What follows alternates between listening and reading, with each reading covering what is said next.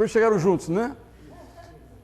José, né? Não, Carlos Alberto. Carlos Alberto. Eu sou de Salvador, sou diretor da Faculdade Cristã de Ciências e Teologia. Perfeito. E congrego o movimento denominacional. Ok. Que preza pela unidade do corpo de Cristo. Beleza.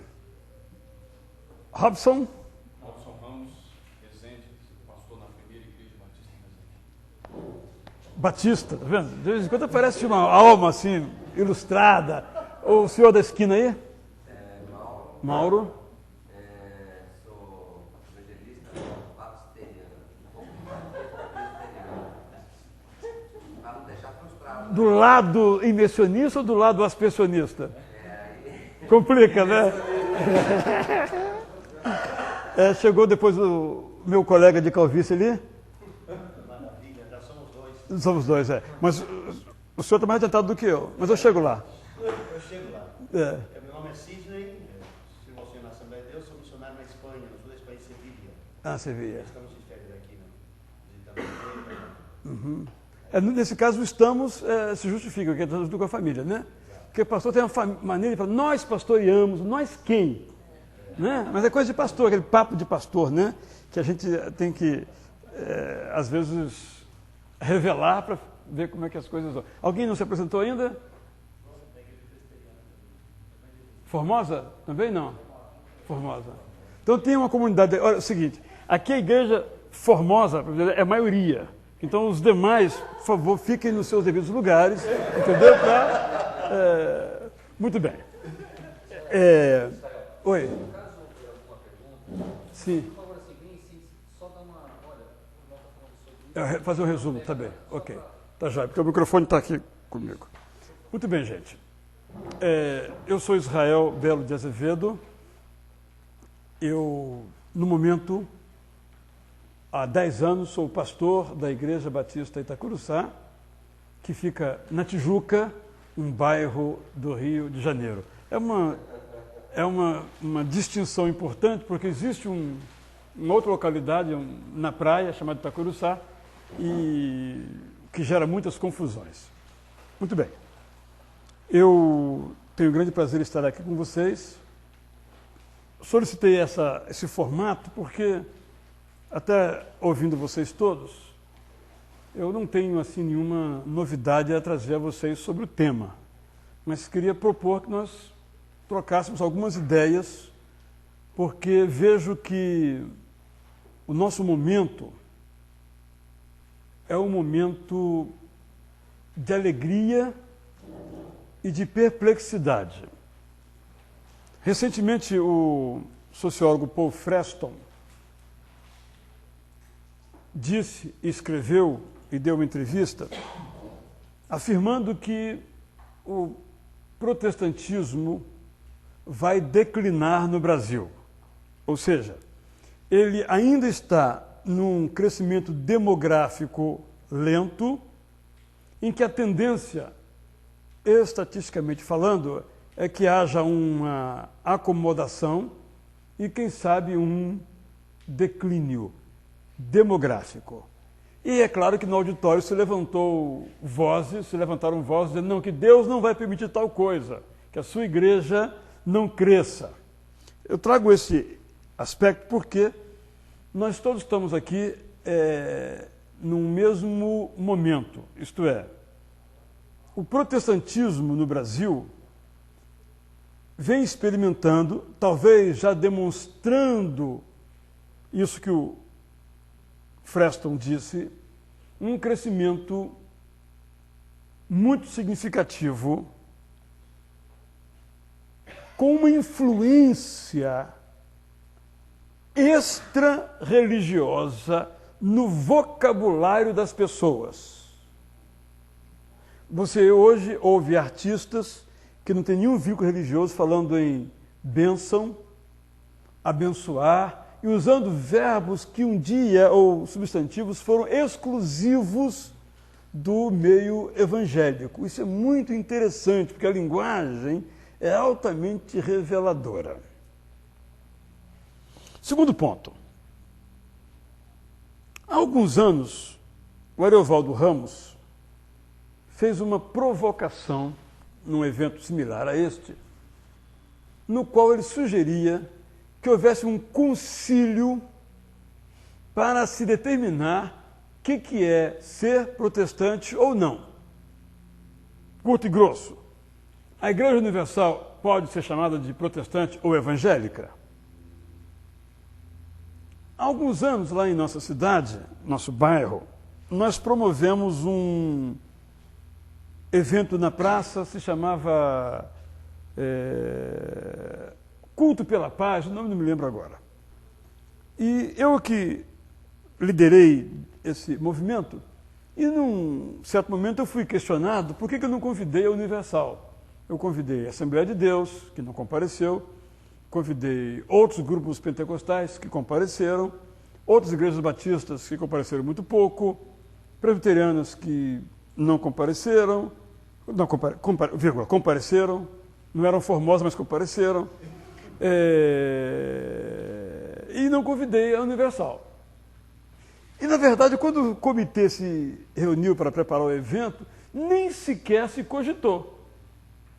Ou seja, nós dissemos que a Universal não é evangélica. Sem discutir, né? E então o Ariovaldo fez essa proposta em função até, repercutindo um pouquinho, da indignação do Agreste, né? De ver tanto não evangelho vendido como evangelho. Então, eu acho que essa é a nossa perplexidade institucional, digamos assim. Mas o nosso tema é o passado e o futuro do evangelicismo. Eu não uso a palavra evangelicalismo porque é de outro país, vem de evangelical, né? Daí evangelicalismo, que eles usam lá, e o pessoal tem simplesmente transliterado. Penso que se o evangelical é aquele que procura dirigir o seu pensamento e a sua prática em função do evangelho, nós temos que trabalhar com a raiz evangelho, daí então eu tenho pensado em evangelicista. Talvez melhor fosse evangelicista. Mas isso é uma mera questão terminológica que não deve ocupar. Eu já perdi mesmo. Eu pedi, não ponho eu, mas deixaram esse negócio aí. Eu sou muito cioso da língua portuguesa, porque a nossa língua é muito mais rica do que o inglês. Não precisamos usar nenhuma palavra do inglês, que a nossa é muito mais rica. O passado e o futuro. Então, a primeira coisa, nós temos que definir o que é o evangelicismo. Hoje, quando o Saião falou, ele deu a entender que é todo o protestantismo. Eu não estou trabalhando nessa perspectiva, mas que há um bloco no meio religioso não católico, digamos assim, que tem algum tipo de proximidade, de homogeneidade, que nós chamaríamos de evangelicista. Vamos recordar, você sabe muito bem disso. O evangelho, da perspectiva evangélica, chegou ao Brasil no final do primeiro quartel do século XIX. Algumas outras esporádicas manifestações anteriores, chegou aqui como o chamado protestantismo de imigração, com os luteranos e também anglicanos. Depois houve um segundo momento, basicamente já na segunda metade do século XIX, do chamado protestantismo de missão. Presbiterianos, batistas, congregacionais, metodistas, não é essa a ordem cronológica, mencionei aqui nenhuma ordem, que se convencionou chamar de protestantismo de missão, porque todos esses pastores que vieram para cá foram enviados por missões, sobretudo norte-americanas. O terceiro momento, para pegar uma tipologia clássica, como vocês se recordam, é o chamado protestantismo de missão de fé, que eram indivíduos vindos da Suécia, dos Estados Unidos ou algum outro país, que vinham com a cara e a coragem. Ele, a mulher dele, um filho, sem saber a língua, e vinham começar algo aqui pentecostal, né? A partir do movimento pentecostal de 1903, na rua Azusa, em Los Angeles, houve uma movimentação chamada Pentecostal no mundo inteiro, e eles também, essas pessoas com essas perspectivas, experiências, começaram a enviar missionários para o mundo inteiro, inclusive para o Brasil, são as missões de fé. São esses três movimentos compondo o cenário evangélico no Brasil. A partir dos anos 60, sobretudo nos anos 80, começa um outro tipo de missão, que é uma missão, chamaríamos de autóctone, no sentido de que surgiu no Brasil e recebeu o nome de neopentecostalismo. Eu não gosto desse termo, eu prefiro ultrapentecostalismo, que não é um novo tipo de ser pentecostal, é uma exacerbação, uma hiperbolização do antigo pentecostalismo, na minha perspectiva. Então nós temos 4 grandes tendências ou movimentos no cenário, entre aspas, evangélico brasileiro. Pausa. A partir do século XVIII, surge na Inglaterra e depois se espalha pelos Estados Unidos o chamado movimento evangelical. E antigamente os tradutores, quando traduziam as histórias para o Brasil, traduziam evangelical como evangélico. Depois, com o tempo, passaram a não mais traduzir, deixar só evangelical mesmo, e eu já briguei aqui pela palavra evangelicista, que tinha algumas tendências, isto é, era uma tendência, dentro da grande tendência protestante, que tinha algumas ênfases. Aí temos que nos lembrar do seguinte: no contexto inglês e no contexto norte-americano, sobretudo europeu e depois americano, começou a vicejar aquilo que tomou o termo comum de liberalismo teológico. O que é o liberalismo teológico? Essa palavra liberalismo é muito complexa, porque ela tem um significado na política, um significado na economia e também um na teologia, nem sempre guardando as mesmas relações. Mas o liberalismo era um esforço de fazer um encontro, para usar a expressão de Niebuhr, entre Cristo e a cultura, naquilo que ele chamou de Cristo como síntese da cultura, que eu mais ou menos epitetaria com a teologia de um autor chamado John Wick Bauman, que escreve um verbete no Interpreter's Bible Dictionary sobre a parousia, em que ele afirma o seguinte: não existe a parousia, não haverá isso de Jesus Cristo voltar. A nossa sociedade, pela educação e pelo conhecimento, vai de tal modo evoluir, se desenvolver, que a parousia não será necessária. O céu será aqui. Estou simplificando, eu tenho que simplificar, mas essa é a ideia do Bauman, que eu acho que é um epíteto, é uma síntese perfeita do que é o liberalismo. Isto é, a força do humanismo ou a força do homem, digamos assim, nesta visão.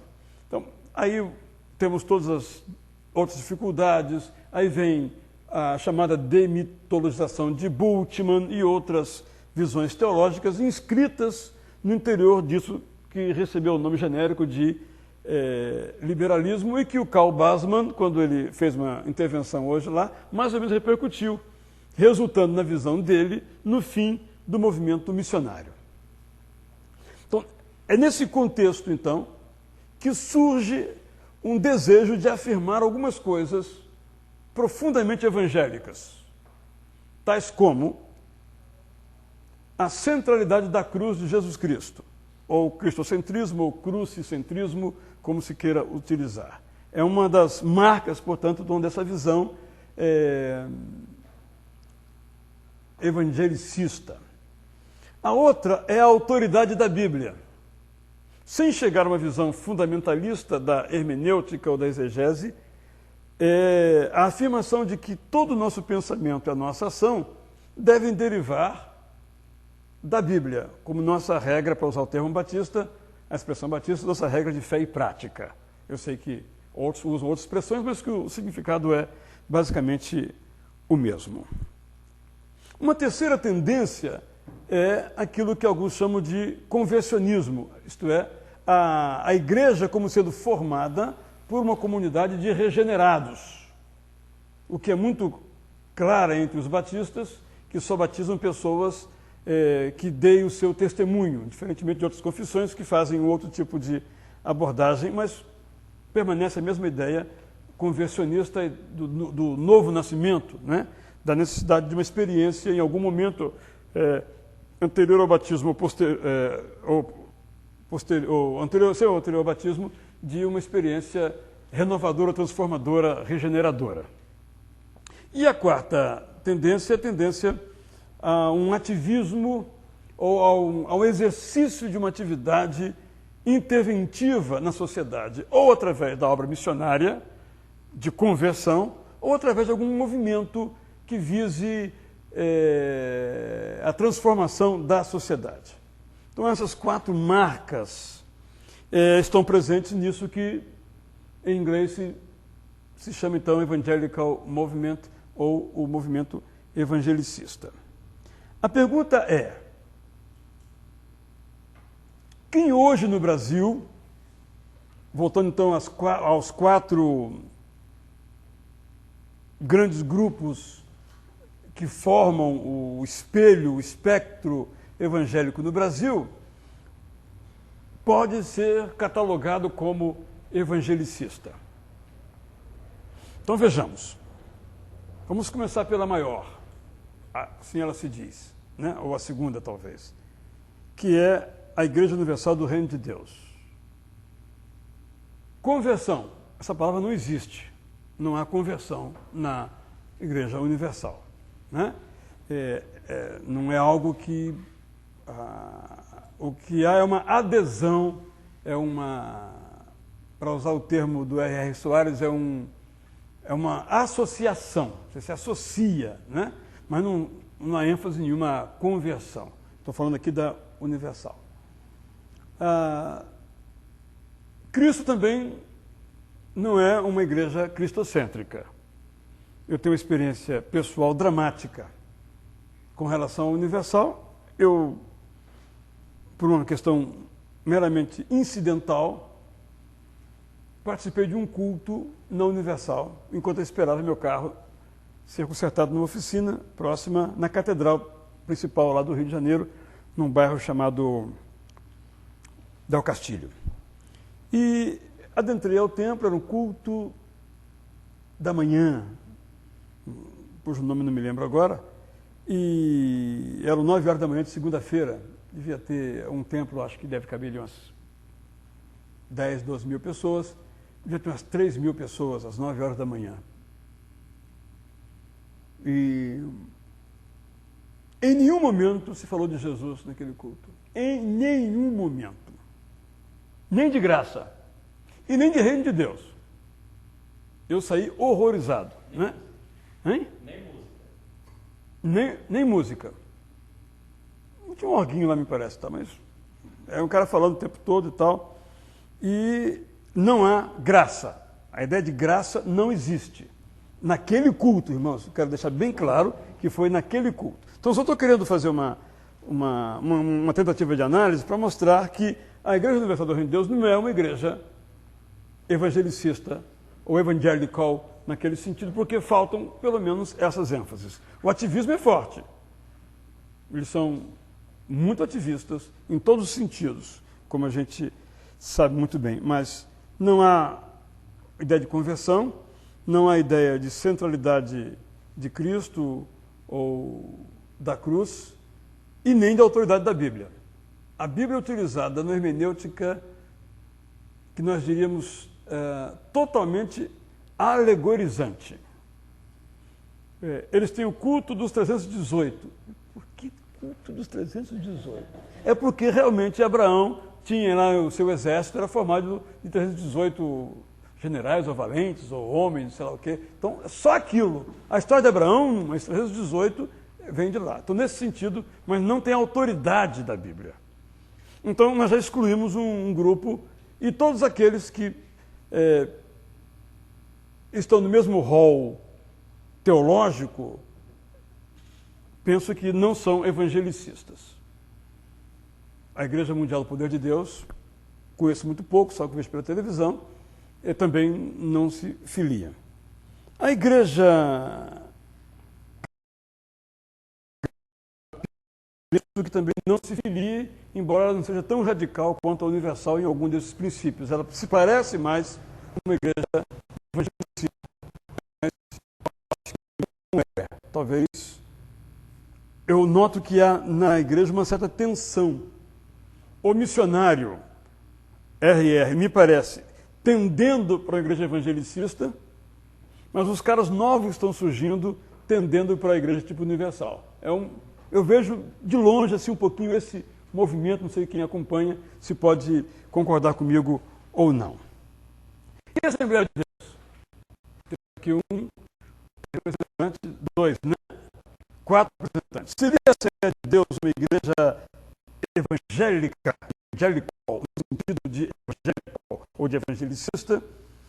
Não porque vocês estão aqui, mas antes eu já pensei nesse assunto quando preparei essa palestra. E a minha conclusão é que sim.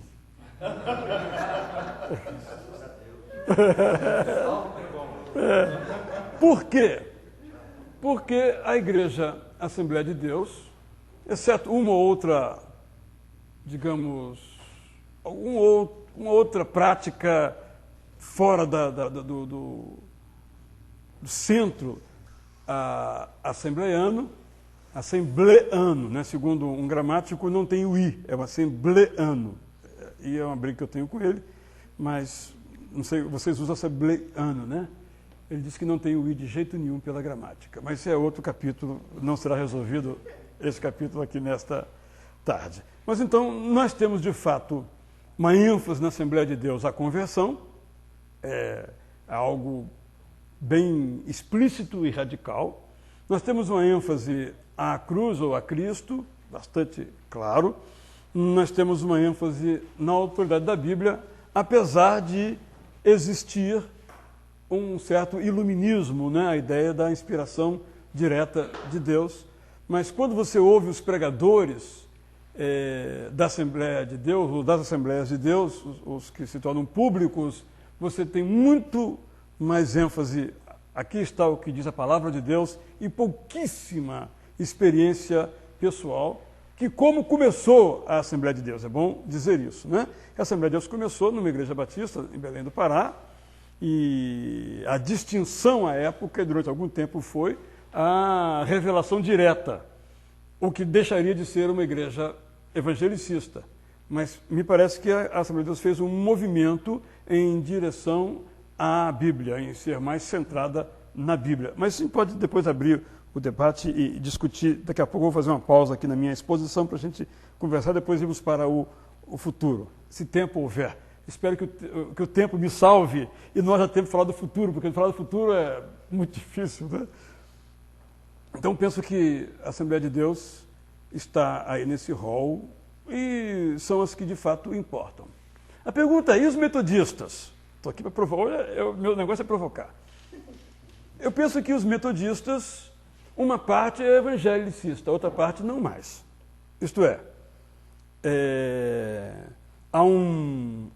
havia, pelo menos, não sei se ainda há, um segmento entre os metodistas com uma ênfase conciliar ou ecumênica, chamando assim, muito forte, e uma ênfase muito grande na educação, pouca ênfase à conversão. Estamos aqui não fazendo juízo de valor, mas tentando interpretar para ficar dentro de nossas categorias. Então,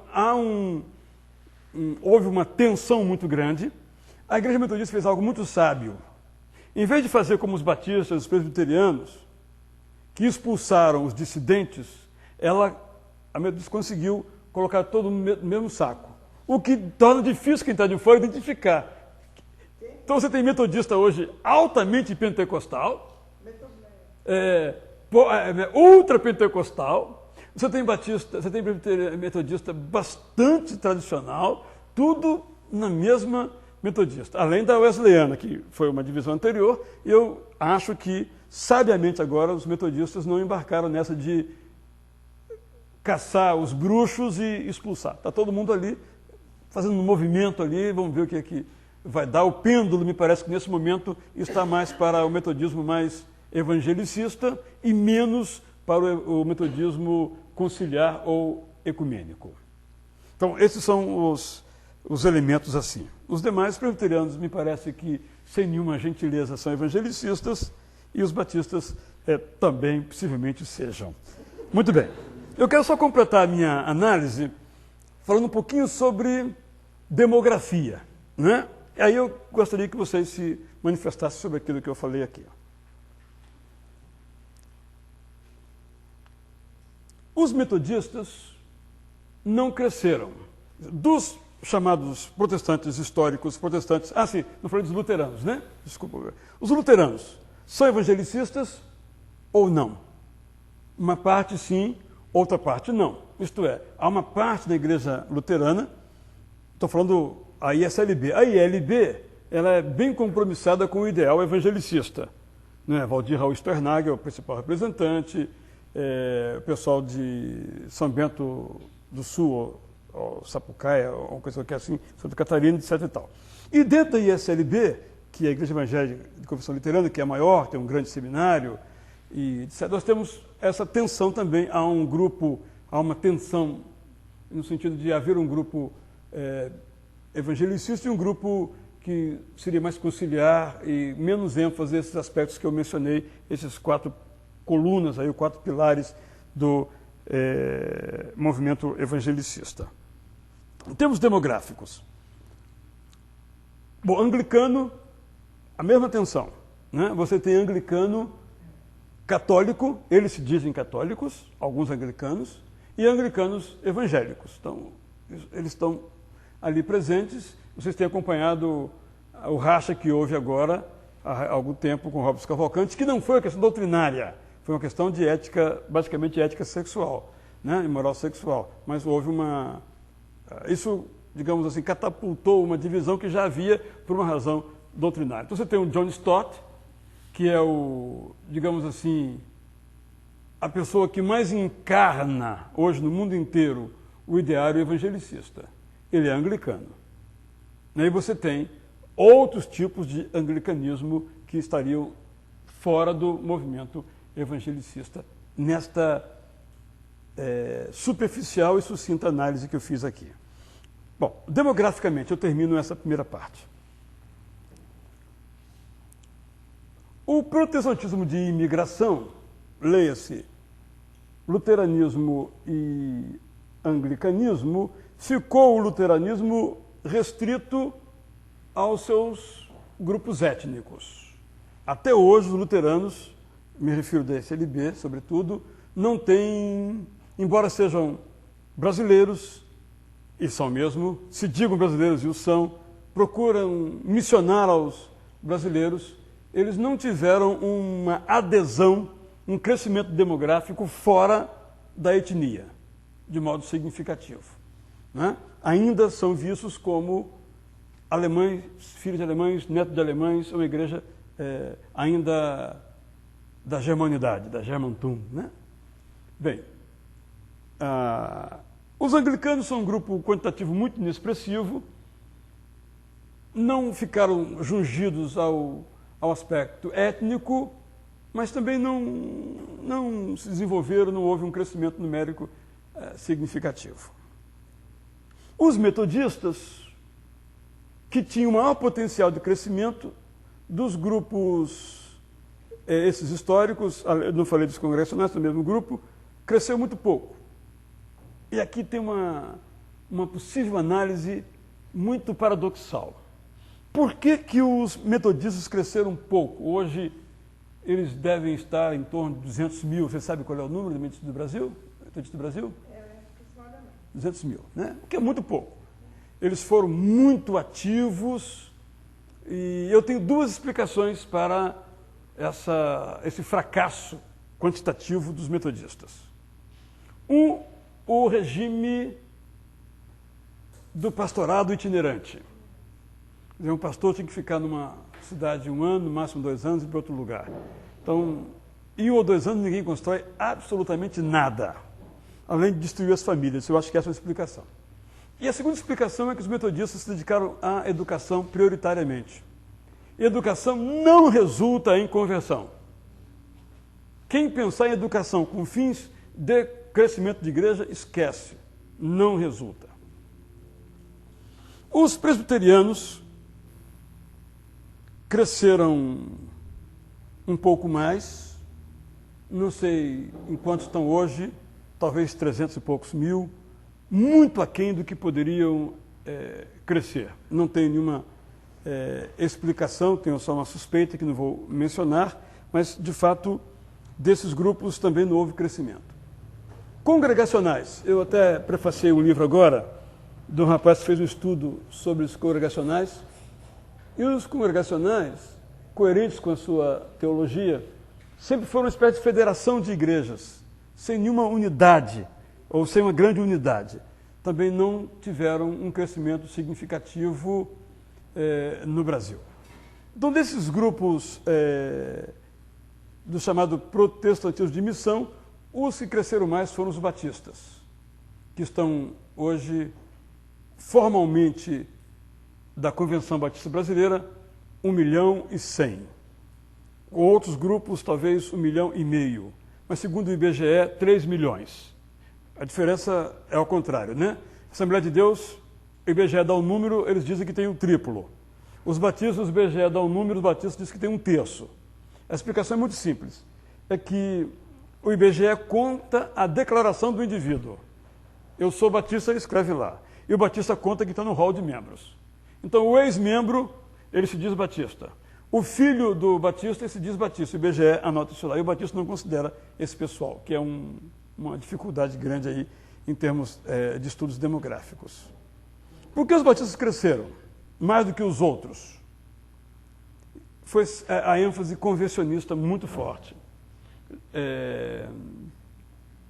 E penso que esse foi um fator muito grande e o esforço missionário, tanto interno quanto externo, muito grande. De todas essas denominações, os batistas são os mais missionários, mais até que os presbiterianos, muito mais que os metodistas, mais do que os congregacionais. Por sua vez, os presbiterianos têm algo que os batistas não têm. Os batistas não têm a mesma profundidade da exposição bíblica que têm os presbiterianos. Aí são outros elementos e outros fatores que a gente pode depois brincar aí em termos de hipóteses. A Assembleia de Deus cresceu muito em função, penso eu, de dois aspectos. O seu arminianismo, assumido e declarado. A salvação se perde. Então, um assembleano, ele não brinca em serviço, porque ele pode perder a salvação se ele apostatar e se ele não der frutos. Os batistas não têm essa teologia, por exemplo. A teologia batista é péssima, sob esse ponto de vista. O batista é calvinista, não tucur, como os presbiterianos, alguns não são calvinistas também assim, mas os batistas creem que a salvação não se perde. Isso é péssimo do ponto de vista instrumental, porque o cara deixa de ser crente, deixa de ser membro de igreja, mas continua salvo. Um absurdo isso, né? Do ponto de vista funcional, quero ver entender. Já o assembleano não, perdeu, meu amigo. Congregação cristã, nem da congregação pode sair. Se sair, perde a salvação. Se a roupa não estiver adequada, perde a salvação. É um terror. Mas do ponto de vista funcional, desculpe, funciona. Entende? Eu estou tentando fazer uma análise que não é uma análise doutrinária a respeito da nossas igrejas cresceram muito.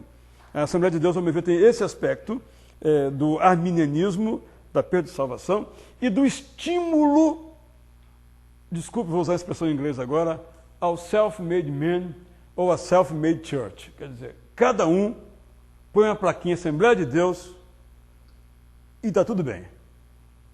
Ele não tem que dar satisfação muito a muita gente, ele se associa com outro pastor lá do Pará, não, eu sou associado com um pastor lá de Belém, que ninguém sabe se existe o cara, entendeu? Mas ele toca a igreja dele ali, e isso foi um fator. Então, por exemplo, caso concreto, levei meu carro uma vez para pintar, e a oficina mecânica e a Assembleia de Deus era a mesma coisa. Então, dava a hora, ele fechava a oficina mecânica, virava igreja. Ele mesmo tomava banho, ele agora era pastor, durante ele era o mecânico. Então isso, em termos de crescimento, é fantástico. Então a Assembleia de Deus teve não sei se com essa luta política intensa que hoje a Assembleia de Deus está travando entre si, uma luta fratricida, se esse espírito libertário, esse espírito do self-made man, do self-made church, isso vai continuar, ou vocês vão dar uma centralizada nessa dimensão. Mas eu diria que as duas razões são estas. As demais crescem porque fizeram uma escolha. Fizeram uma escolha pelas regras do mercado. Não do mercado simbólico, mas do mercado econômico, do mercado real. Eu me refiro à Universal e outras do mesmo tipo de igreja, de oferecer ao seu público aquilo que o público quer. Ela muda conforme a demanda mercadológica. Isso também funciona. Não é que os outros, nós não façamos isso. Nós também fazemos. Mas fazemos com certa vergonha, então não fazemos bem. Né? Eu vou ilustrar isso. A nossa igreja, a Igreja Batista Curuçá na Tijuca, Rio de Janeiro, ela tem resumimos, mais ou menos. E o tempo cabe no máximo 500. Então, aos domingos, de manhã tem 2 cultos, porque não cabem os 800 que comparecem, então tem 2 cultos, de noite tem 1. Mas o culto de quarta-feira é uma vergonha. Não tem ninguém. Agora ainda criei mais um, botei o segundo e outro quarto. Não vai ninguém. Aí foi visitar um ex-aluno, amigo, disse, poxa, Israel, na minha igreja não, cara, na minha igreja, quarta-feira e domingo, é ali, mesma frequência, pau a pau. Aí o que você fez? Não, é simples. Eu fiz oração com propósitos. Então, o cara vai ao culto, dá um cartãozinho, na mão dele tem que vir 10 cultos. É uma espécie de corrente de propósito, 10 cultos. E tem funcionado. Eu digo, fulano, não tem nada contra você fazer. Agora, eu não faço. Eu não tenho coragem de fazer isso, porque eu não posso prometer que ao final das semanas o cara vai ser curado, vai ser abençoado. Eu não posso fazer isso. Eu quero dizer o seguinte, mas vai dar certo. Esse é o ponto, né?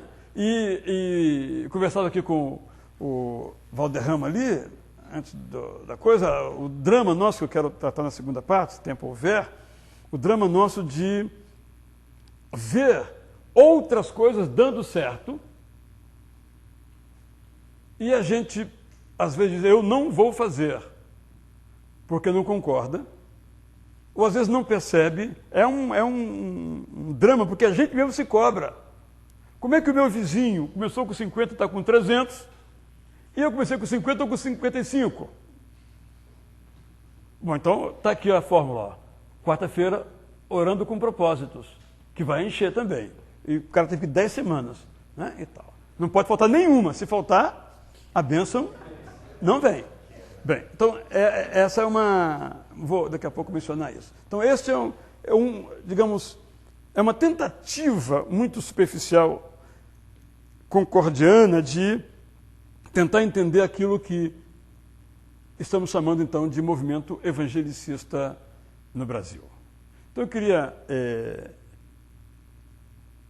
oferecer a vocês a oportunidade de discordarem, de acrescentarem algo, de fazer alguma pergunta sobre o que até agora nós dissemos, que depois eu vou colocar alguns desafios, né, algumas para o futuro, né, algumas perspectivas para a gente aí considerar, ok? Então, estou aberto para, como diz o espanhol, as ponências de vocês.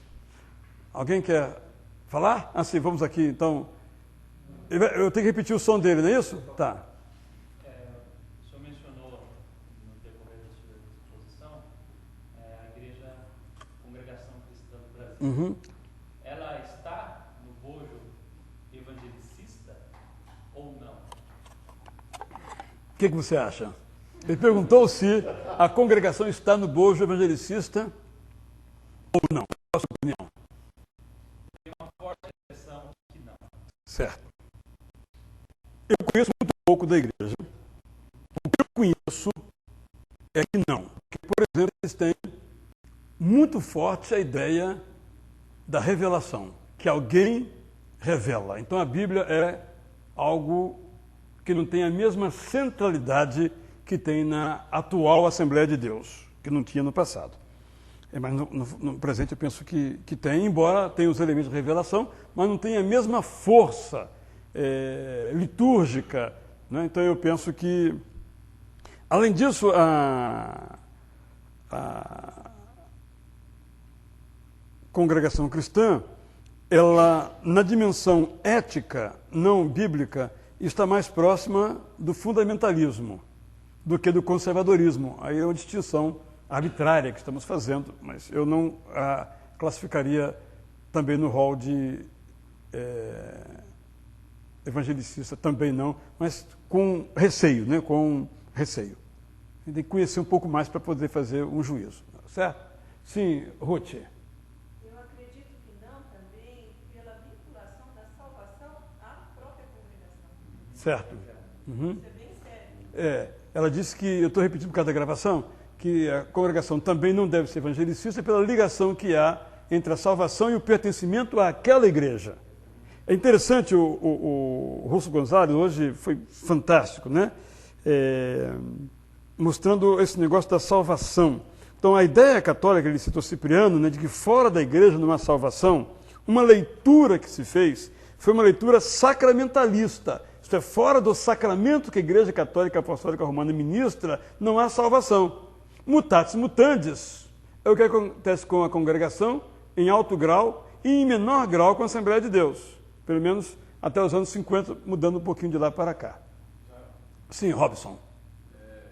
Hoje, na explanação do Augusto Gonzalez, ele trouxe um negócio que eu achei muito interessante. Ele destacou o seguinte, que o maior problema da igreja do segundo e terceiro século não foi a perseguição, mas foi o perigo da dissolução do evangelho no meio do evangelho apostólico, no meio de tantas propostas que estavam surgindo. Sincretismo, né? Inclusive com a aquiescência do governo romano. Isso. Ele está dizendo que a maior ameaça no segundo e terceiro séculos ao cristianismo não foi algo senão a ameaça interna que representava o sincretismo com apoio imperial. E ele fez uma ponte dizendo que talvez hoje, da mesma maneira, seja o grande perigo que o movimento evangelicista Obrigado. esteja correndo. De novo, esse perigo de tantas propostas haver uma dissolução. Aí a minha pergunta...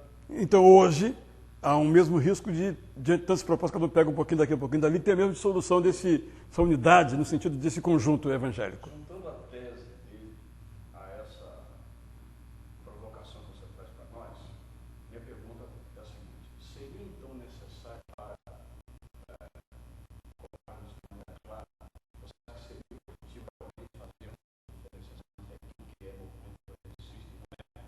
Então, talvez colocar uma margem e guardar o movimento evangelicista desse perigo tão iminente, e você acha que não, que a gente tem que deixar tudo? Então, a pergunta é se a gente deve insistir nesta diferença do movimento evangelicista à luz do que o Ariovaldo propôs.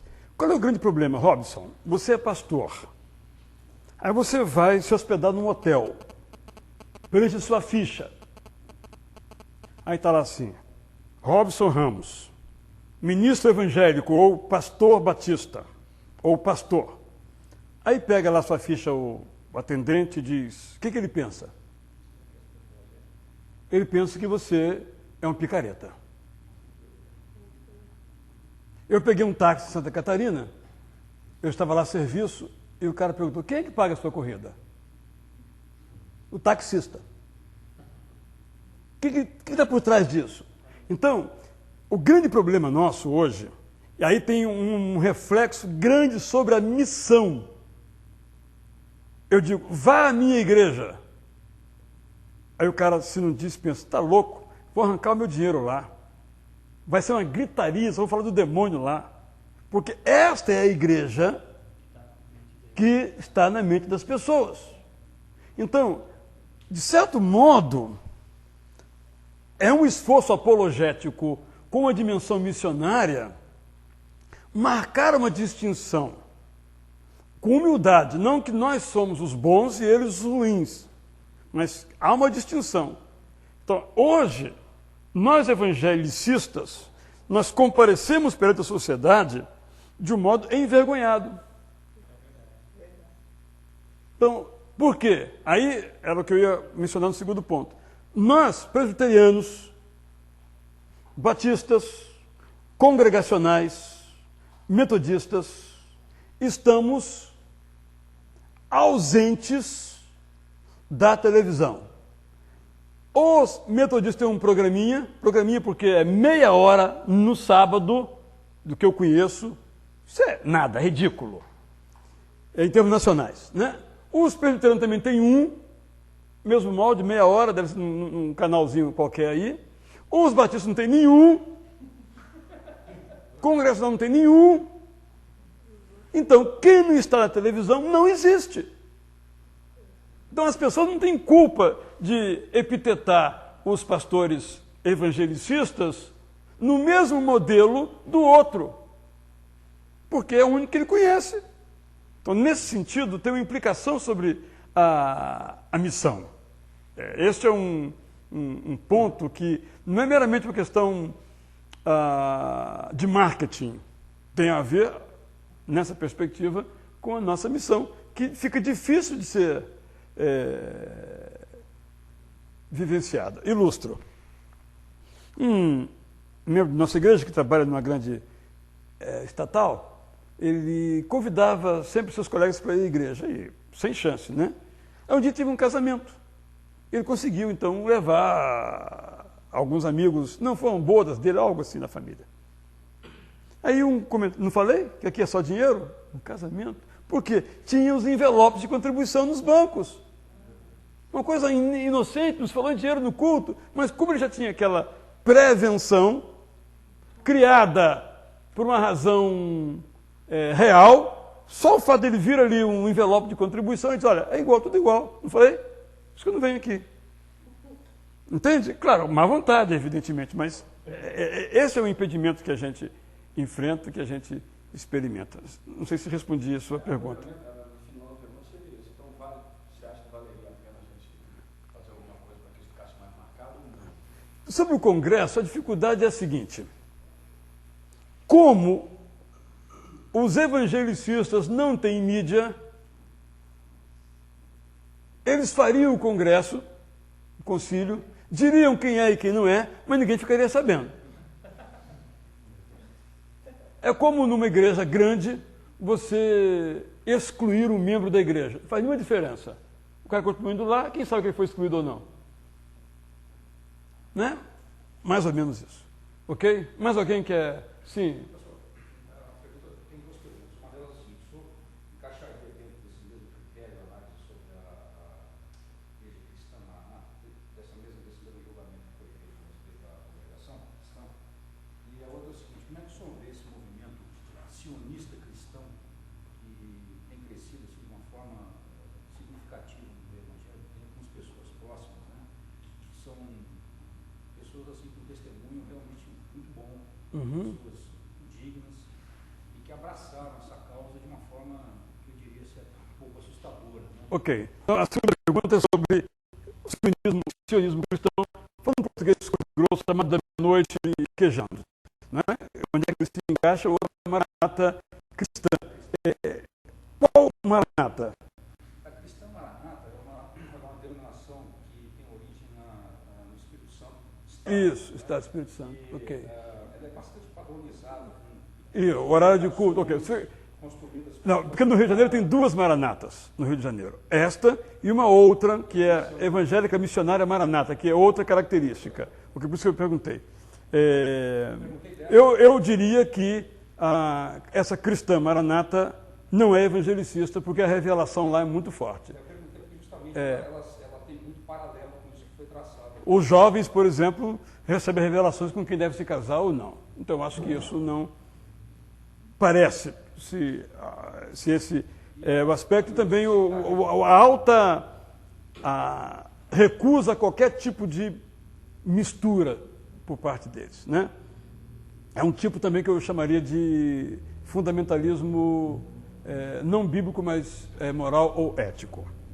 Com relação a esse sionismo cristão, aí nos permite entrar na questão que é a seguinte: qual a diferença entre o fundamentalismo e o evangelicismo? Esta é uma questão. Então, no ponto de vista bíblico, o fundamentalismo se caracteriza por uma interpretação mais tendente ao literalismo. Então, quando você toma, por exemplo, o tema de Israel, uma leitura literalista, chamemos assim, nos leva a propor a ideia de que Israel, o Estado de Israel, tem um lugar especial ainda no coração de Deus ou na história da salvação. E esse grupo tende a esta perspectiva altamente simpática no meio evangélico. O meu nome é Israel. O Estado de Israel é de 48, eu sou de 52. Não sei se chegou notícia lá quando meu avô me pôs esse nome. Que meu pai queria dar outro nome, meu avô quis dar esse nome. Meu pai era de formação presbiteriana, depois ele se converteu, tornou-se batista, mas o meu avô sempre foi batista. Abrindo parênteses, em nossa igreja nós temos uns 30 presbiterianos. Esse é um dado que eu ia falar depois, que é porque isso, gente, hoje não tem a menor importância. Ser batista, presbiteriano, metodista, isso não diz nada mais às pessoas. Então, por isso que eu tenho metodistas que dão dízimo, participam de campanhas, tenho presbiterianos, católicos. Se perguntar, se o IBGE passar, qual igreja você frequenta? Batista. Né? Porque essas nossas distinções não têm mais significado hoje. Né? Então, é só um parênteses aí. Então, voltando. Então, esse grupo está mais dentro do fundamentalismo do que do movimento evangelicista. Mas eles dão ênfase à conversão. As 4 categorias, eles estão ali dentro. Só que eles têm essa ênfase que tende a uma visão mais fundamentalista do que a uma visão mais conservadora, que é uma diferença entre fundamentalismo e conservador, nesse sentido. Ok? Gente, alguém mais quer se manifestar? Sim, por favor. Qual é a sua igreja? A igreja é uma cristã é um grupo egresso da igreja presbiteriana. Nós estamos lá, é muito recente, que nos chamou a atenção para lá, que ela tem um foco muito para missões. Certo. Foco para missionários e faz um trabalho social também interessante. É cristã renovada? Não. É a Igreja Cristã das Nações. Ok. Tá? Mas a minha preocupação é o seguinte: ser evangélico hoje é moda, né? Virou modismo. Vocês estão percebendo isso. E a grande mídia está dando um destaque muito grande ao crescimento dos evangélicos. Eu não sei se vocês viram uma reportagem que saiu na revista Época, no mês de maio, dizendo assim que, falando do Brasil em 2020, qual é a data do Brasil em 2020? Falou muita coisa, economia, mas deu uma página, uma matéria diferenciada falando dos evangélicos. Que em 2020 o Brasil, a metade da população brasileira será evangélica. Numa sequência, na mesma revista, saiu matéria de capa também, Deus é pop. E deu um destaque muito grande para esses grupos evangélicos, né, de contra cultura, comunidades cristãs, como em Belo Horizonte tem uma chamada Caverna do Adulão, você já ouviu falar? Uhum. Lá no Rio tem a igreja Bola de Neve, né, que tem em São Paulo também, crescimento muito acentuado. Né? Aí o senhor falou de uma estratégia mercadológica. O senhor está diferenciando as igrejas que evangelizam e aquelas que usam de estratégias mercadológicas. O que não se pode negar é que, de fato, está crescendo uma população evangélica. Essa estratégia mercadológica, quando o senhor fala assim, uma igreja está crescendo, chega lá, ela não está evangelizando. Tem egressos de várias denominações ali que já ouviram o evangelho e já foram convertidos, já foram evangelizados. Se a igreja está crescendo é porque ela está evangelizando. Não é? Aí eu quero perguntar o seguinte: em 2020, a metade da população brasileira será convertida, né, ou vai estar enchendo as igrejas com essas propostas, né? Ok. A pergunta do irmão é a seguinte: há uma previsão de que em 2020 a população evangélica brasileira será a metade da população. Mas serão realmente evangélicos ou apenas envernizados, né? Simplificando as coisas. Bem, voltemos aqui. Nós não estamos falando aqui de evangélicos, estamos falando aqui de evangelicistas, isto é, aquelas igrejas ou denominações que têm essas 4 ênfases: a conversão, a centralidade da palavra de Deus, a centralidade da Bíblia e ao ativismo, seja ele social ou missionário, enfim, evangelístico. É muito difícil a gente formular respostas nesse sentido, porque o futuro é complexo. Um dos pontos muito importantes que a gente deve considerar é a alta mobilidade interna. Isto é, o indivíduo assembleano vira batista, o batista vira assembleano sem nenhuma dificuldade, porque nenhum dos dois sabe o que é ser batista ou ser assembleano. Eu tenho essa experiência, eu recebo muita gente da Assembleia de Deus, e eu digo: vocês sabem que tem uma diferença, né, doutrinária entre batista e Assembleia de Deus. Não sei não. Vocês sabem que lá na Assembleia de Deus se ensina que a salvação se perde. Nunca vi isso lá não. E também o cara não sabe nada do que é ser assembleano. E possivelmente, se sair da Batista e for para a Assembleia de Deus, vai dar, nunca o pastor Rafael falou sobre isso lá na igreja, não sei nada sobre esse assunto, etc. e tal.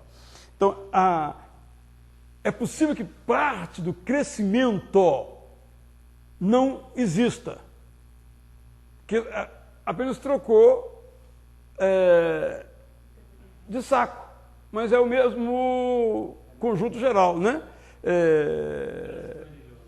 Né? Então não houve um trânsito, mobilidade religiosa e tal. Então esse é um aspecto. De fato, nessas congregações tipo alternativas, eles fazem um trabalho notável de evangelização, não há dúvida com relação a isso. Mas ao mesmo tempo, o percentual de indivíduos vindos das igrejas tradicionais nelas é muito alto. Mas elas fazem um trabalho, é bom salientar isso, que as tradicionais não conseguem fazer, que é falar a linguagem do tatuado, a linguagem do alternativo, do underground. Eles conseguem falar essa linguagem da música, do rock, etc.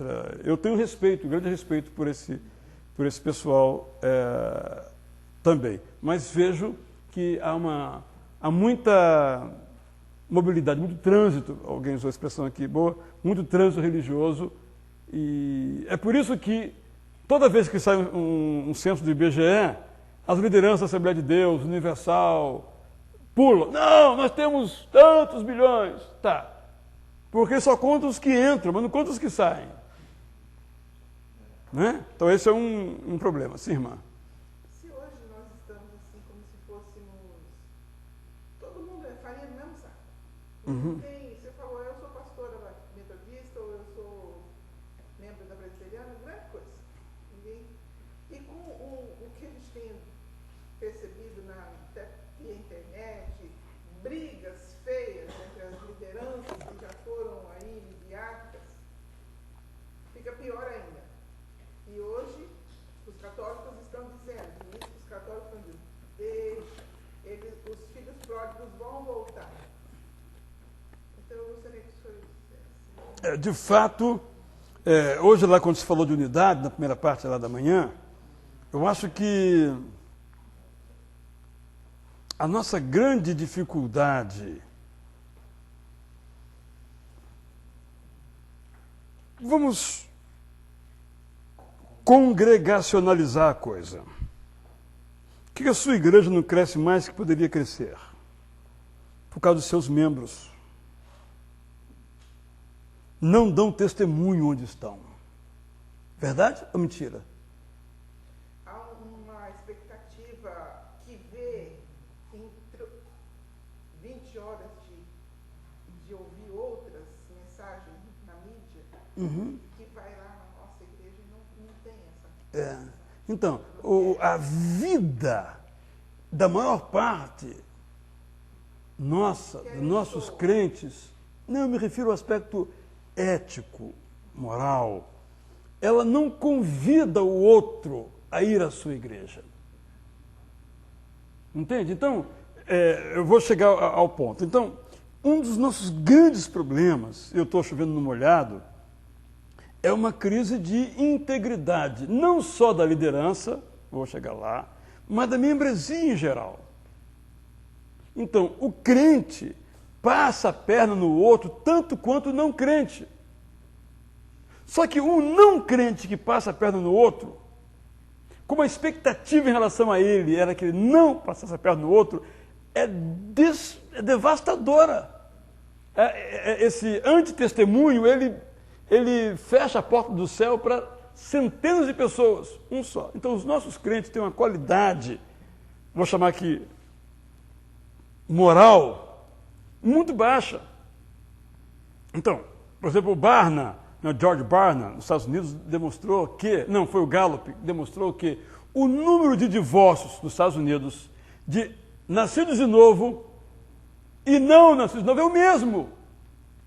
Ou seja, o cara ser crente, nascido de novo, assim declarado, no Brasil, acho que estamos longe disso ainda, o índice de divórcio é tão grande quanto o cara que não crê em nada. Que diferença fez então na sua família, na sua fé?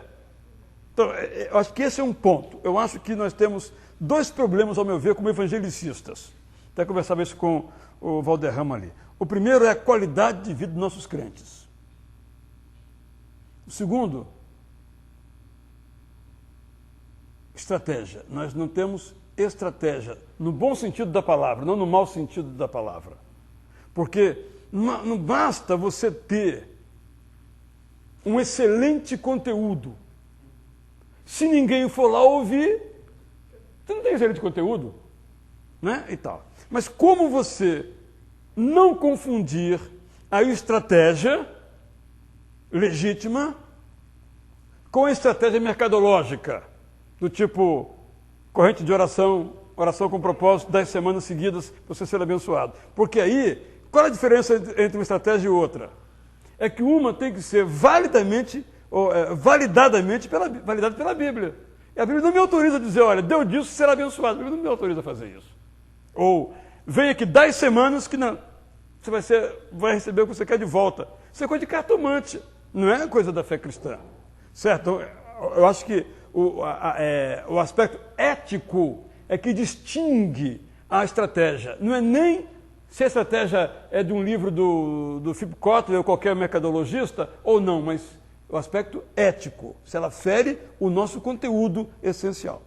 E outro aspecto é, então, a liderança. Então, o que está ocorrendo agora com a Assembleia de Deus, de uma convenção, eu não entendo muito, vocês podem me falar melhor, em que vai o grupo X para a televisão pretensamente usada para pregar o Evangelho, e o cara usa aqui para se comunicar, no caso, com os pastores que elegem, né, não é isso? Que elegem para dizer, olha, a minha chapa, eu estou aqui com fulano, beltrano, cicrano e tal, se eu for ameaçado de morte, se eu morrer, o quê? Coisa dessa natureza. Então, isso é Você vai pregar como o Evangelho? Não tem como pregar. Ah, você é daquele camarada que diz que não sei o que na televisão, não sei.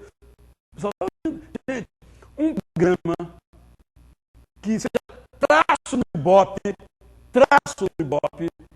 tem 1 milhão de ouvintes. Então, não preciso falar mais nada, o malefício que esses pastores vorazes têm feito. Me refiro a esses, me refiro a outros também que pregam o que não está na Bíblia, é muito grande. Aí, qual é o problema? Não há unidade entre os evangelicistas para terem um programa ou um conjunto de programas de televisão evangelicistas. Vamos nos unir aqui, tipo, em vez de ter um programa da presbiteriana de meia hora, um da metodista de meia hora, um batista de meia hora, vamos ter um... O que a gente pode fazer? Vamos fazer o quê, gente? Não tenho nenhuma ideia, não. Vamos fazer o quê? Bom, então, um dia presbiteriano, outro dia, vamos mostrar uma outra face do evangelicismo. Claro que não vamos ter dinheiro para comprar uma noite inteira, porque aí a teologia, nós não temos a teologia, né? Se associe para ser abençoado. Mas eu acho que essa é a uma de nossas encruzilhadas. Penso que eu tenho feito um esforço na minha igreja local, 2 esforços, um já há 4 anos, de um programa chamado Academia da Alma. Publiquei até um livro sobre essa ideia. Qual é a ideia?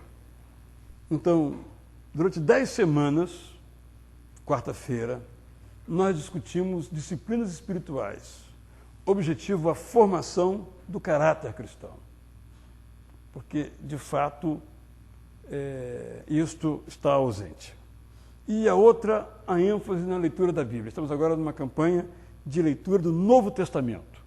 Há 8 anos ou 9 anos, nós fazemos uma leitura da Bíblia inteira. O pessoal não consegue. Uns 100 conseguem ler. Dos 300 ou 400 que começam, não. A Bíblia é muito difícil. É outra cultura, é muito difícil. Antigo Testamento, aquela matança, aquele sangue todo, o povo fica horrorizado. Então agora estou com o Novo Testamento. A meta ousada de 400, lendo todo o Novo Testamento. Porque é aquilo que foi dito. Quem foi Abraão? Quem foi? Por quê? Por alguma razão, a escola bíblica, não importa o nome que tenha, não acompanhou o crescimento dos cultos. Nos anos 50 e 60, a escola bíblica tinha mais gente do que os cultos. Né? Quem fez assim se denunciou na sua idade, ok? Mas depois houve uma alteração. Hoje o culto tem o triplo ou o quádruplo das pessoas na escola bíblica. E o culto, ele não tem essa dimensão tão pedagógica quanto uma sala, que é um pastor pregando, etc. e tal. Então, as pessoas não sabem o que é Natal, no sentido bíblico da palavra, as personagens, etc. e tal. Então, eu tenho dado ênfase em decorar textos bíblicos, coisas assim que tem que fazer parte do nosso dia a dia. Então, o problema da integridade. Nós temos que dar ênfase à integridade. A outra é buscar estratégias para alcançar. Então, eu conversava com Valderrama. Nesse contexto todo, o membro da sua igreja, você não é pastor, vive no mundo à parte, na bolha, né? Ele não convive com ninguém, não vai convidar ninguém. Mas o membro da igreja que convive no seu trabalho, vai convidar para a igreja? Vai. A pessoa vai? Não vai. Porque a imagem de igreja está totalmente destruída. Além do que, o nosso modelo urbano de vida não sobra tempo para a igreja. Então você pedir a um cara que trabalha de segunda a sexta, sai de casa às 7 da manhã, chega às 9 da noite, para no domingo ir à igreja em vez de ir para a praia, a concorrência é desleal. Você vai perder.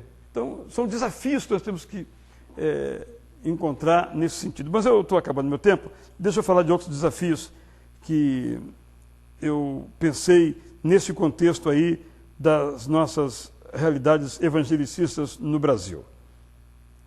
Eu já mencionei, então, alguns desses aspectos e salientando que, em termos demográficos, aí eu volto lá à sua pergunta, quem estão crescendo são os não evangelicistas.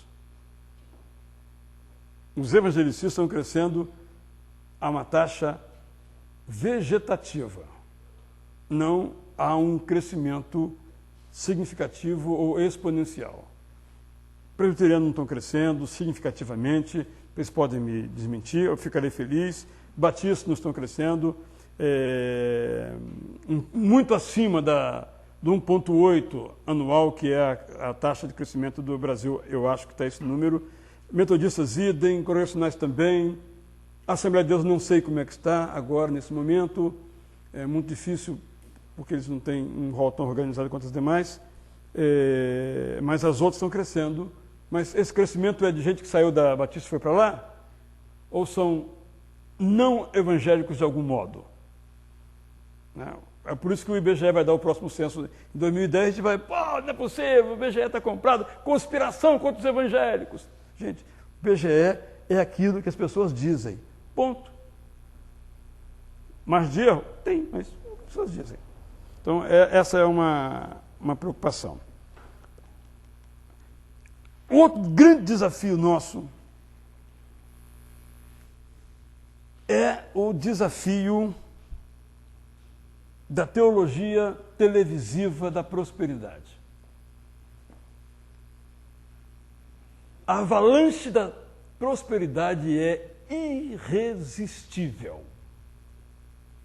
Mesmo você, mesmo eu, quando nos sobrevier a dificuldade pessoal, ou enfermidade, ou pobreza, nós seremos altamente vulneráveis.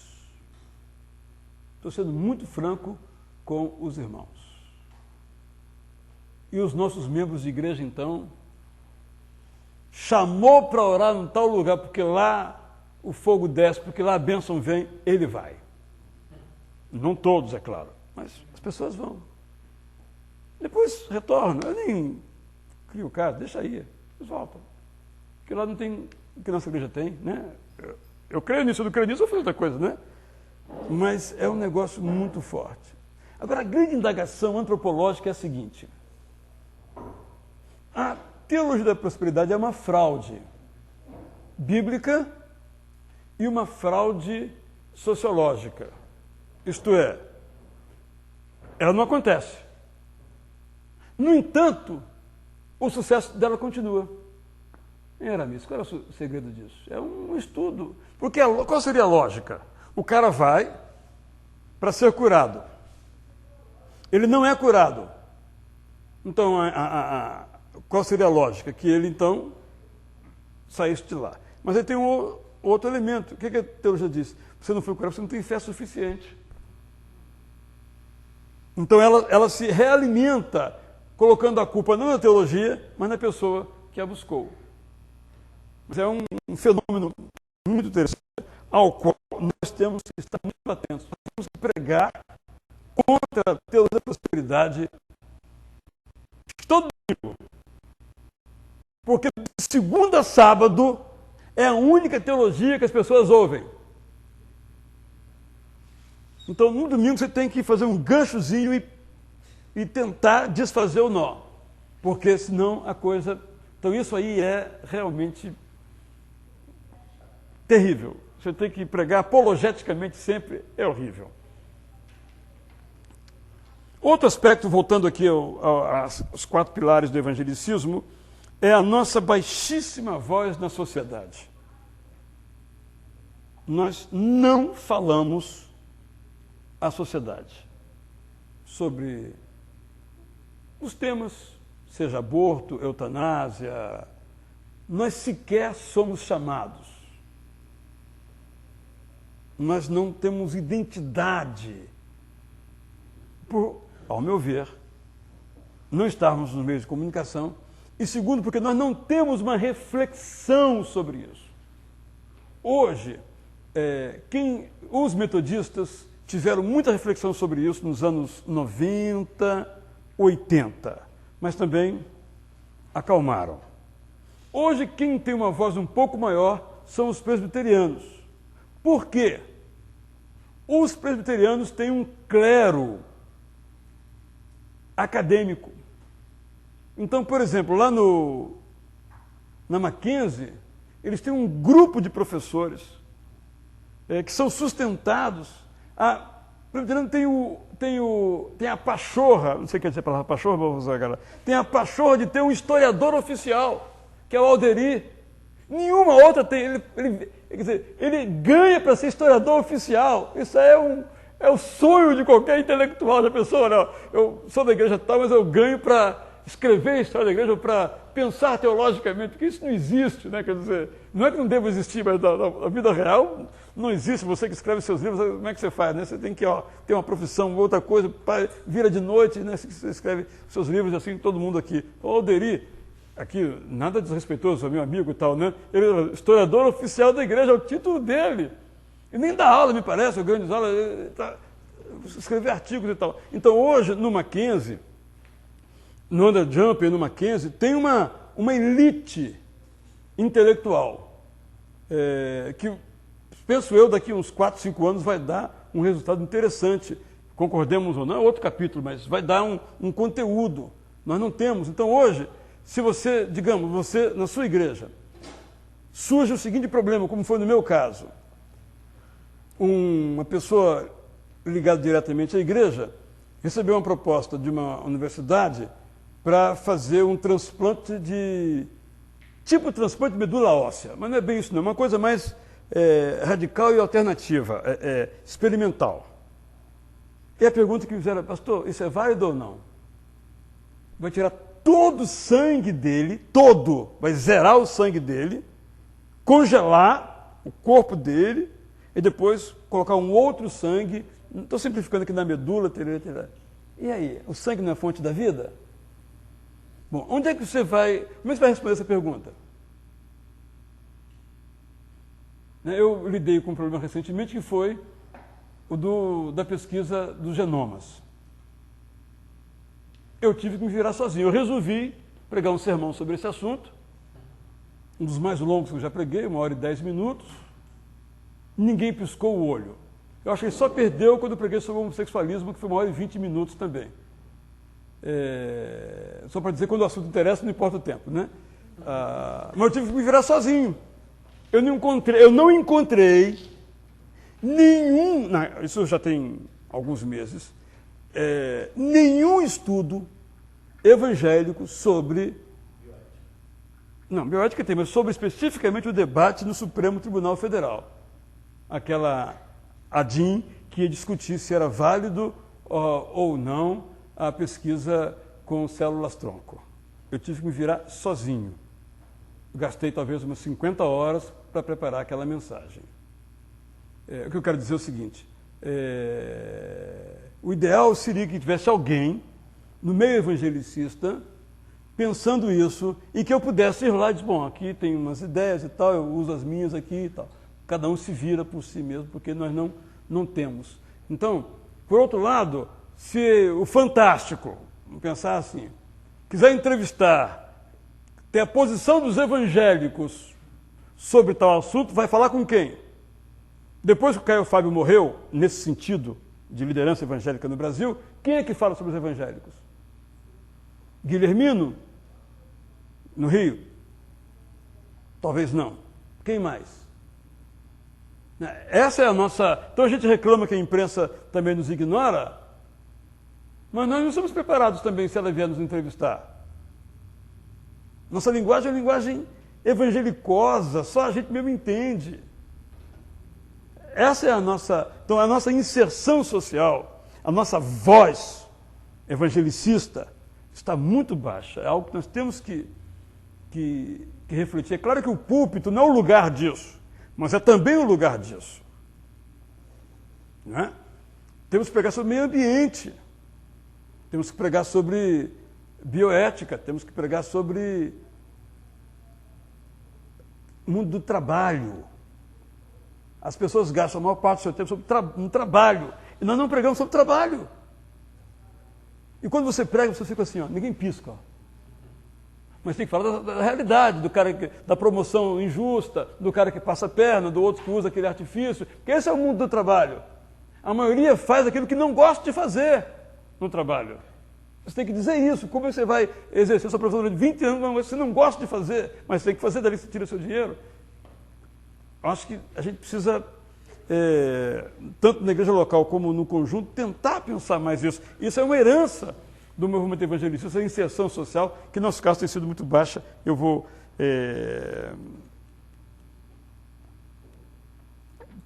Eu elenquei 7 itens, não vou mencionar todos, mas há uma grande, já só para terminar aqui, uma grande dificuldade hoje é esse tema da separação igreja e Estado. De novo, estamos ouvindo aí sobre tirar crucifixo das repartições. Qual é a posição dos evangelicistas? Nós não temos. Uns são a favor, isso mesmo, outros são contra. Uns se alinham ao ideário católico romano, outros não. Temos que discutir esse assunto. Só para fazer um pouquinho de história. Quando Getúlio Vargas tomou o poder, ele colocou como uma de suas campanhas lá no Rio Grande do Sul ainda o seguinte tema: resolver o problema religioso do Brasil. Qual era o problema religioso do Brasil? O ensino religioso nas escolas. E os batistas, presbiterianos, metodistas se uniram contra a ideia de haver ensino religioso nas escolas. Olha hoje qual é o movimento. Os evangélicos se uniram com ateus e espíritas e fizeram um dia nacional de protesto contra o Cristo Redentor, no dia que ele foi inaugurado em 1932, porque o Cristo Redentor era o símbolo de uma religião, e o Estado é laico. Eu me lembro que em 1950 houve um congresso de juventude no Rio Grande do Sul, Batista, e um jovem escreveu uma carta para o João Batista com a seguinte pergunta: eu posso pedir licença do meu trabalho, era um emprego público, para ir ao congresso? Resposta: se você pedir licença sem vencimentos, se for descontado aqueles dias de ausência no trabalho, sim. Se for com vencimentos, não. Está ferindo o princípio de separação igreja e Estado. Elementos bem recentes para ver como é que o pêndulo se virou hoje de modo tão diferente. Não estou dizendo que lá estava certo, que está errado, ou ao contrário. Eu estou dizendo que o nosso ideário de separação igreja e Estado não se sustenta mais, porque hoje o Estado é totalmente polvo. Os seus tentáculos estão em todos os lugares. Quem aqui é pastor sabe que não recebe salário, recebe prebenda, não tem remuneração. Separação igreja e Estado. Mas eu acho isso uma mentira, que você recebe salário. Você tem que declarar. Você obedece a uma assembleia ou a alguém acima, você é um assalariado. Pastor é assalariado. Eu estou mostrando como é complexa essa relação que ao longo da história se foi estabelecendo. Para terminar, só contar uma historinha para vocês, real. Na Suécia, pena que o Bosna não esteja aqui porque está em outro seminário, eu recebi saiu no Christian Today a seguinte matéria: qual é a discussão na Suécia? No Brasil, a discussão é a seguinte, entre os batistas sobretudo, também presbiterianos estão mais atrasados ainda em relação a esse ponto. Os seminários podem ter o seu curso legalizado pelo MEC? Essa é a discussão, e os batistas estão buscando, etc. Os presbiterianos já têm outro tipo de perspectiva, o metodista está na frente há muito tempo e tal. Mas lá a discussão é a seguinte: segundo a matéria do Today americana, o governo quer que as escolas de teologia tenham menos formação ministerial e mais estudos de religião. Aquela discussão aqui no Brasil de teologia e sexta religião, mais ou menos. Eles querem mais sexta religião, digamos assim. Tá, mas só tem um pequeno detalhe. Quem é que sustenta os seminários? O Estado. Então, a discussão é um pouco diferente. Então, nesses países, o Estado, ele sustenta a igreja. através dos impostos que o fiel paga. Então, ele também pode dar as diretrizes do ensino teológico. É só uma provocação para mostrar como as diferenças nos mostram a grande dificuldade de ficarmos com parâmetros antigos do princípio de separação igreja e Estado, que é um grande desafio para o movimento evangelicista, e que os ultrapentecostais não têm esse problema. Eles misturam igreja e Estado na maior tranquilidade. Tanto é que eles fazem política partidária para beneficiar a sua igreja, coisa que os evangelistas não fazem. Então, digamos, nós temos encruzilhadas que advêm de nossos méritos e qualidades, e temos encruzilhadas que advêm de nossos defeitos e vicissitudes. Quanto ao futuro, não tenho a menor ideia. Ok? Sim, você ia falar. O pensamento é o seguinte: os evangélicos, ou no caso aqui, nós estamos... Os evangelicistas. Será que nós não estamos usando a voz da própria Igreja Católica através da CNBB para questões como o estudo com células-troncos, a questão do homossexualismo e outras questões que a sociedade pede uma resposta? Como a Igreja Católica ela sempre se posiciona, então nós podemos nos dar por satisfeitos com a resposta da Igreja Católica e preferimos nos calar. Ok, é uma afirmativa, não é uma pergunta, né? Você está afirmando, na verdade, vamos ser sinceros, né? Que nós evangélicos temos delegado, transferido a responsabilidade da Igreja Católica sobre temas como homossexualismo, bioética e tal, e estamos satisfeitos com essa resposta. Talvez sim. O fato também é que nós somos, por definição, individualistas. Mesmo num grupo só de batistas. Se você levantar uma discussão sobre esse assunto, não haverá consenso. Os batistas estavam no conselho principal dos batistas, discutindo de mandar uma carta ao Congresso com relação àquele projeto de homofobia. Não passou. Porque um cara disse, nós não temos que se preocupar com isso, temos que se preocupar com a pobreza no Brasil. E não foi aprovada a carta. Entende? Então, é algo... Né? Eu imagino o presbiteriano ser pior ainda.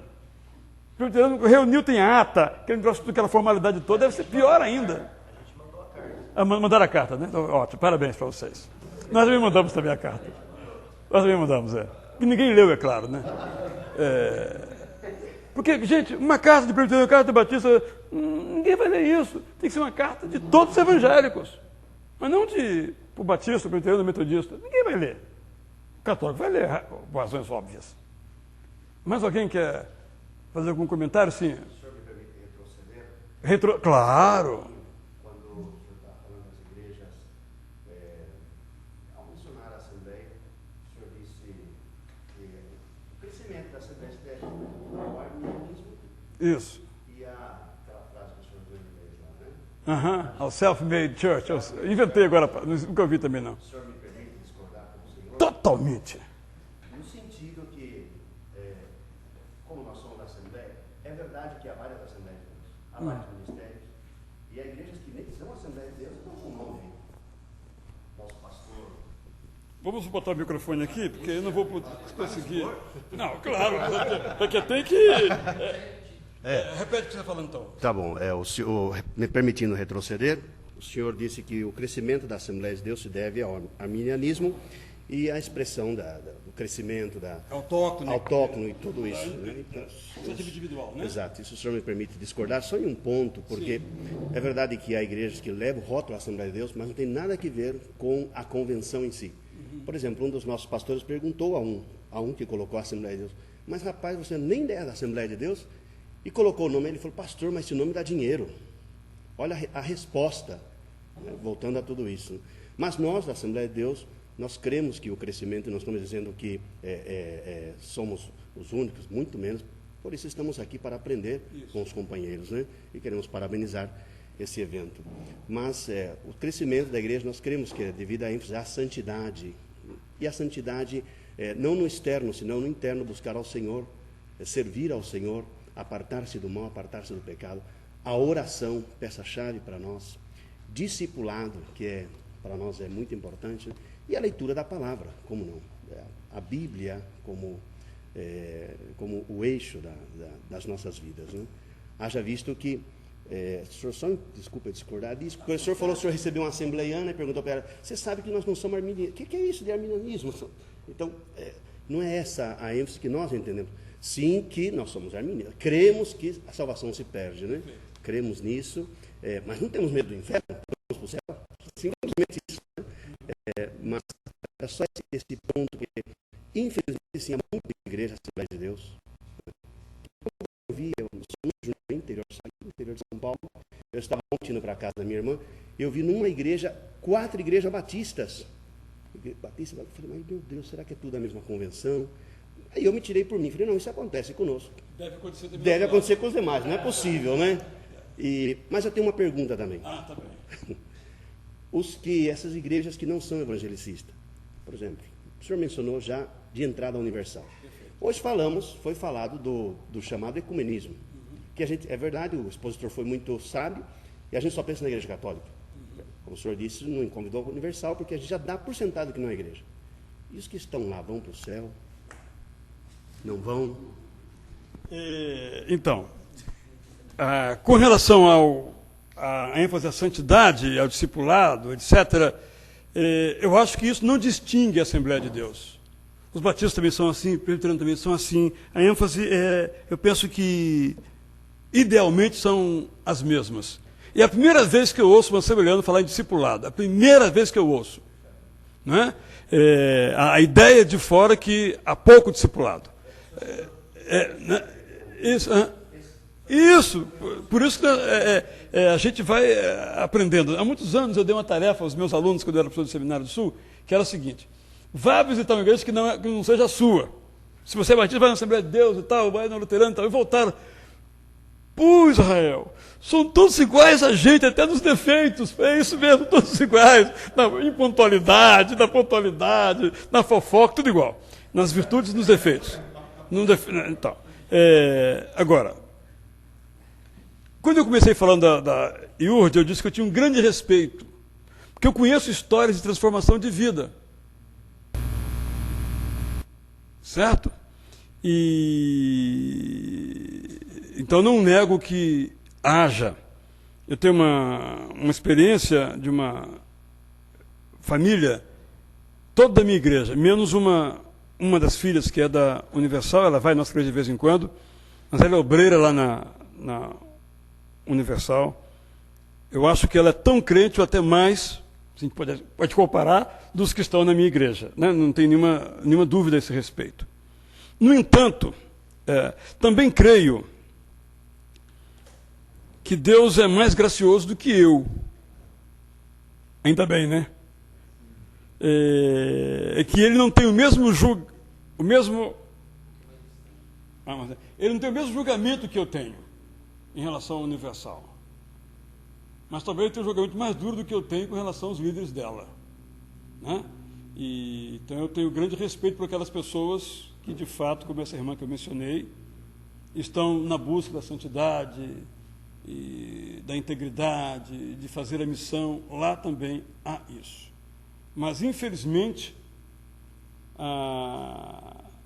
e é pela primeira vez na minha vida que eu falo isso em público. Nunca fiz nada que alguém pudesse chamar de ataque ao Universal. Mas aquela experiência minha, há uns 3 ou 4 anos, me deixou muito traumatizado de uma igreja que só fala de prosperidade, pensamento positivo e objetivo naquele culto que eu vi é arrecadar dinheiro. Então aquilo me tirou, como eu disse, o respeito que eu tinha. Mas não nego de modo algum que aqueles que são fiéis, tanto na Universal quanto na Igreja Católica Apostólica Romana, para ser bem evidente, que há salvos em todas. Há salvos até dos batistas. Até dos metodistas. Ficou preocupado. Tá. Ok? Sim, irmã. A gente percebe que a preocupação nossa com o crescimento numérico da igreja, crescimento em graça e crescimento em estatura também é uma preocupação, mas não há uma preocupação nesse sentido que o senhor falou, de haver que surta efeito na sociedade. Eu fui a Palmas fazer meu estágio, em Palmas Tocantins. Em 500 metros, eu encontrei mais de 5 igrejas evangélicas encarreadas. Assim. E ali, mais do que qualquer outro lugar, prostituição infantil, droga, imoralidade, roubo, e maldade, morte e homicídio, assim como em todas as cidades brasileiras tem acontecido isso. Afinal de contas, para que nós servimos? Para levar as pessoas para o céu. E enquanto eles estão aqui, não temos muito a dizer a elas. Infelizmente, esse é um dos nossos problemas. A privatização do Evangelho. Não é? O Evangelho é uma coisa entre eu e Deus. Não inclui você. Esse é o nosso problema. Então, mas não é a tradição evangelicista. Por isso aquela ênfase nos 4 pontos lá, a ênfase no ativismo social, no bom sentido da palavra ativismo, né? De envolvimento, de engajamento social. Agora, o grande problema é o seguinte: como você ir da teoria à prática? O subprefeito do meu bairro, fui conversar com ele, ele disse: por favor, não me venha com sopão. Mas por quê? Porque o sopão atrai mais mendigos para o bairro. Gente, talvez esteja com a razão. Talvez. Eu não estou aqui pontificando sobre esse assunto. Eu quero dizer o seguinte: a nossa sociedade é de tal modo complexa, é igual dar esmola ou dar esmola. Tem uma resposta. Ninguém tem. Você uma hora não dá, você às vezes não dá e fica cheio de culpa, às vezes você dá e fica cheio de culpa. Não tem uma... A coisa ficou tão complexa que não tem uma simplificação na resposta. Deixa eu fazer outra provocação. Para que uma universidade metodista? Ou uma universidade presbiteriana? Se só quem estuda é rico? Repito, não estou dando uma resposta, fazendo uma pergunta. É uma coisa seríssima. Que testemunho, de fato, uma universidade dá? Eu trabalhei numa delas, à sociedade. Então não se deve ter universidade? Pelo contrário, eu adoraria se houvesse Universidade Batista.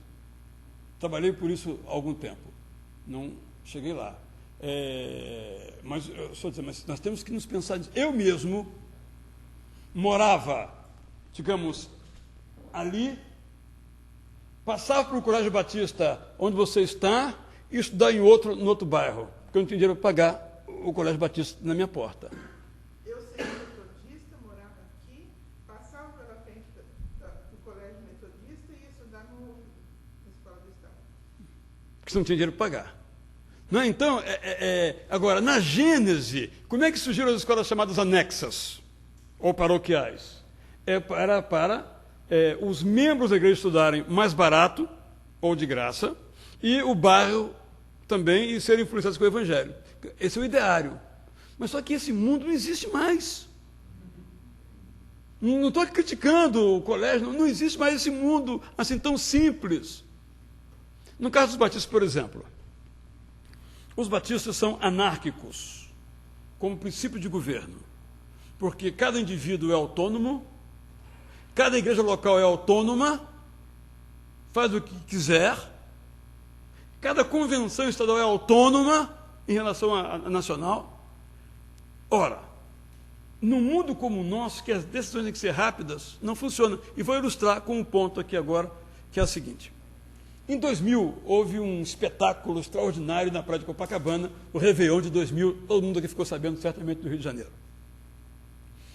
A Igreja Universal do Reino de Deus distribuiu milhões de folhetos, que se reúnem 4, 5 milhões de pessoas na praia. Milhões. Um pastor batista saiu de pires na mão, de igreja em igreja, pedindo uma ofertinha para ver se nós fazíamos, os batistas, 1 milhão de folhetos. A igreja que mais deu foi a minha, R$700. Não conseguiram fazer nem 200 mil folhetos. A Universal fez 5, 6 milhões. Como é que funciona a Universal? Aí, vem de cima a ordem. Cada igreja vai entrar com X. Não tem discussão, não tem assembleia.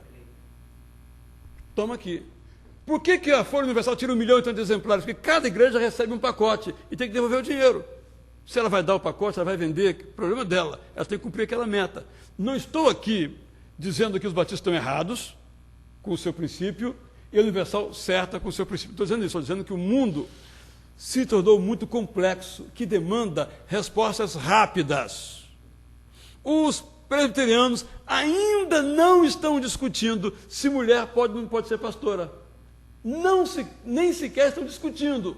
Os batistas discutiram e concluíram que cada igreja resolva individualmente. O batista discute, e a resposta é a seguinte: cada igreja local resolva. Se o pastor Robson quiser ordenar lá a mulher, ele ordena. A ordem das pessoas que não aceita, mas também não tem nenhum efeito prático também. Né? Nem se nomeia entre vós. Quer dizer, um mundo em que a mulher é a maioria quantitativamente, no mundo do trabalho, no mundo da escola, só dá a mulher, uma desgraça, é uma praga, entendeu? Os presbiterianos nem se nomeiam entre eles. Quer dizer, é um atraso. Mas isso no Brasil, porque ela é pastora presbiteriana. Ah, mas é formosa, é outra coisa. Claro, estou falando aqui na nossa realidade. IPI, IPU e tal. Só estou mencionando porque eu até admito que se discutisse que não. Concluiu que, com base não sei o que não. Mas nem se discute o assunto. Quer dizer, o nosso mundo é muito complexo. Não é? Isso na igreja local também tem que ter uma celeridade. E o mundo religioso, por definição, é um mundo lento. O sucesso dessas igrejas é que uma pessoa só decide. E ponto. Vamos comprar um canal de televisão, vamos levantar a oferta. Batista, como é que faria? Faria uma assembleia nacional. Aí ia exercer uma comissão para discutir comprar ou não o canal. Claro, o canal já foi vendido há muito tempo, já tem outro dono. Aí vem na próxima assembleia. Aí eu proponho que fique sobre a mesa o assunto até a próxima assembleia. Então, geralmente, o assunto dos batistas de relevância leva 10 anos para discutir. Quando já não existe mais, o problema já acabou. Aqui, de novo, não estou dizendo que os batistas estão errados. Não, estou dizendo que os evangelicistas, em geral, têm problemas decisórios por um tipo de democracia interna que não existe mais. A Assembleia de Deus, talvez os fenômenos foi esse. A Assembleia de Deus não é assembleana. É assembleana? É a Assembleia que decide? Na igreja local? Quem é que decide as coisas? Deus dos batistas. Hã? Não é batista. A Assembleia não é Assembleia. Acabamos de descobrir hoje. A grande questão é que nós saímos do meio batista e herdamos todas essas coisas. Então, tomou a decisão, vai para a Assembleia, depois para outra, se forma uma comissão, se estuda o caso, vem uma resposta, e aí a Assembleia não concorda com a decisão, volta a discutir. É por essa razão que presbiterianos, batistas, metodistas, no seu meio profissional se destacam, sabem discutir. Né? Tem um aspecto positivo nisso tudo, há um sentido de cidadania forte nas discussões, etc. Mas em termos práticos, decisão, se eu na minha igreja local, irmãos, vamos ter um programa de rádio?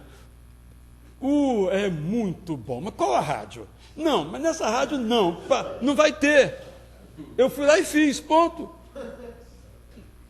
Estou só mencionando que a gente O que eu estou querendo...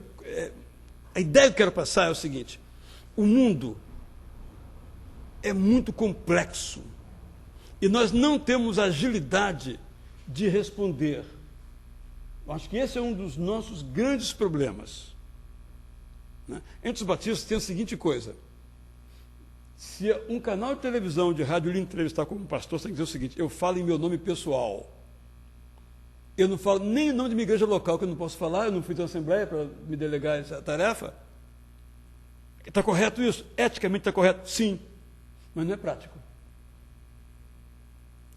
A nossa tensão é esta. Gente, agradeço muitíssimo, passamos um pouquinho da hora, conversamos um pouquinho sobre nós e espero que daqui, no plano prático, conversei ali com o Valderrama sobre as nossas questões de estratégia. Eu acho que a igreja tem que crescer. Tem que ter estratégia para crescer.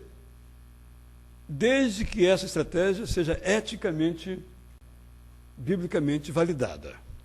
Os fins não justificam os meios. Uma vez um irmão da igreja: pastor, tem algo para lhe dizer. Tá bom. Nossa igreja tem que ter um programa de televisão. Eu disse a ele: irmão, o dia em que eu, Israel, tiver certeza que a minha motivação é realmente pregar o Evangelho, eu acho que eu vou fazer força para ter um programa de televisão.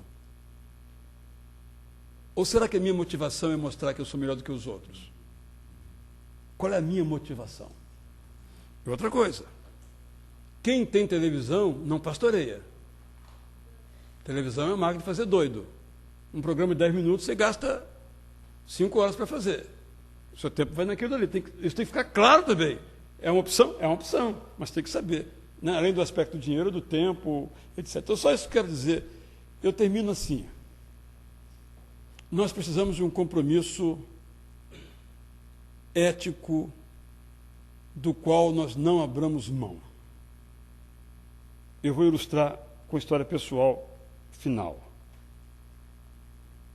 Nós começamos um programa de rádio domingo às 7 horas da manhã, em nossa igreja, na cidade do Rio de Janeiro, na Rádio Bandeirantes, AM, local.